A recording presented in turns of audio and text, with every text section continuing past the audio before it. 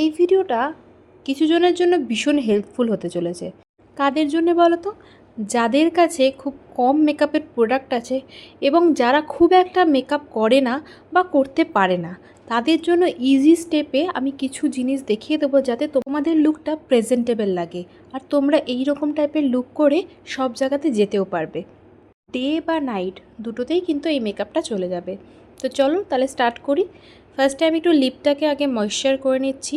এখানে lip balm use করছি বিটরুটের, আর এটা একটু টিন্টেড কিন্তু লিপ বামটা দেখতেই পাচ্ছ আমার ঠোঁটটা একটু পিঙ্কিশ টাইপের হয়ে যাচ্ছে। তার সাথে কিন্তু এই লিপ বামটা পিগমেন্টেশনটাকেও কিন্তু ক্যান্সেল আউট করে।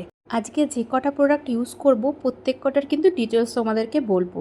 আর যদি ব্যাকগ্রাউন্ডে কোনো নয়েজ শুনে থাকো তাহলে কিন্তু ওটা এসির নয়েজ হচ্ছে, একটু অ্যাডজাস্ট করে নিও। যা গরম পড়েছে এসি ছাড়া দু মুহূর্ত থাকা যাচ্ছে না। যাই হোক, এরপর আমি ইউজ করছি হচ্ছে একটা গ্লোয়িং টোনার। এটা হচ্ছে রিকর্ডের হাইরোলনিক অ্যাসিড গ্লোয়িং টোনার। তোমরা কি জানো হাইরোলনিক অ্যাসিড কিন্তু আমাদের কোলাজিনকে বুস্ট করে, যাতে আমাদের ত্বকটা অনেকটা হাইড্রেট থাকে। আর তার সাথে সাথে কিন্তু এটা অ্যান্টি এজিং হিসেবেও কাজ করে। তারপর আমি ইউজ করছি হচ্ছে একটা ওয়াটার বেস ময়শ্চারাইজার। যেহেতু গরমকাল পড়ে গেছে তাই জন্য কোনো হেভি ময়শ্চারাইজার ইউজ করব না। আর যদি কারোর ড্রাই স্কিন থাকে তাহলে তোমরা হেভি ময়শ্চারাইজার ইউজ করতে পারো, তবে যদি সানলাইটে বেরোচ্ছ মনে করো তাহলে কিন্তু হেভি ময়শ্চারাইজারটা অ্যাভয়েড করবে। আমি কিন্তু রিকর্ডেরই একটা ময়শ্চারাইজার ইউজ করেছিলাম ওয়াটার বেস ময়শ্চারাইজার আমাদের স্কিনের কিন্তু ওয়াটার ব্যালেন্সটাকে ঠিকঠাক রাখে। আর তারপর আমি ইউজ করছি হচ্ছে একটা স্টোভ ক্রিম। এটা কিন্তু জুডিওর, মানে একটা লিকুইড হাইলাইটার বলতে পারো।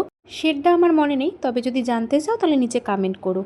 আর আজকে কিন্তু কোনো রকম ফাউন্ডেশন ইউজ করব না, শুধুমাত্র একটা কনসিলার ইউজ করব, সেটা এইচডি কনসিলার। আর দেখো আমি যেভাবে ইউজ করছি, মানে ডট ডট হিসেবে সেই জায়গাগুলো যদি তোমরা দাও তাহলে পুরো ফুল ফেসটা কিন্তু তোমার কভার হয়ে যাবে। ব্যাস এইটুকু এরিয়াতেই আমি আমার কনসিলারটা দেবো, যেইটুকুতে আমার দরকার আমি সেইটুকুই দেবো। অযথা বেশি প্রোডাক্ট দিয়ে প্যাচি বানাবো না স্কিনটাকে। তো এরপর আমি দেখো এখানে ব্লেন্ড করছি। এটা কিন্তু প্যাকের একটা ব্লেন্ডিং ব্রাশ, আর এটা দিয়ে ভালো করে ব্লেন্ড করে নিচ্ছি। দেখো তোমরা ডিফারেন্সটা কিন্তু দুদিকটা বুঝতে পারবে যে কতটা কি হাইট করেছে বা কতটা কি তোমার চেঞ্জেস লাগছে।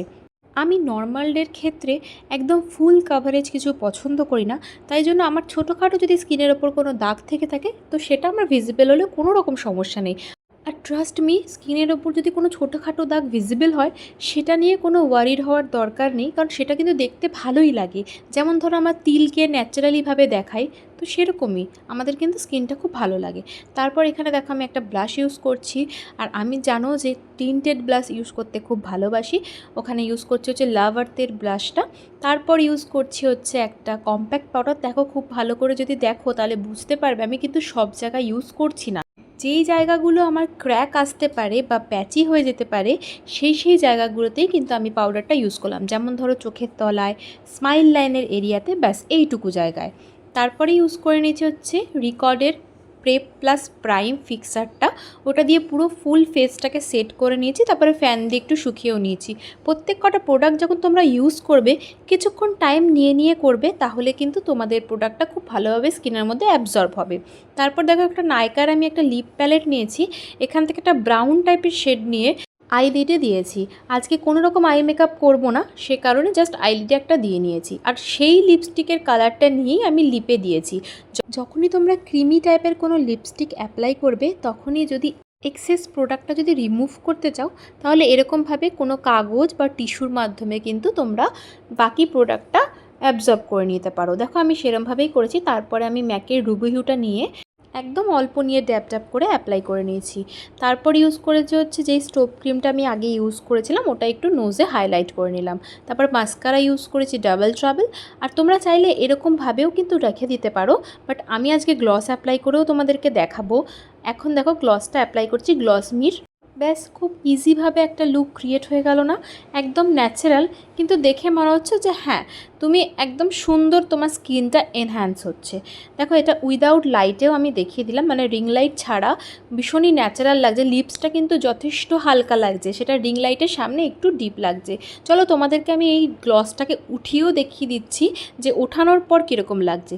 আর এখন তো এইরকম টাইপের লিপ শেড, মানে হালকা পিঙ্ক বা টিন্টেড থাকবে, ভীষণই এখন ট্রেন্ডিং, যার জন্যই তোমাদেরকে শেয়ার করলাম। তো চলো এটাও দেখে নিই উইদাউট লাইট কীরকম লাগছে। উইদাউট লাইট কিন্তু আমার স্কিনটা ভীষণ হেলদি অ্যান্ড গ্লোয়িং লাগছে। জানিও লুকটা কীরকম লাগছে। আর এটা কিন্তু আমার সিগনেচার লুক। দেখা হচ্ছে নেক্সট ভিডিওতে, টাটা।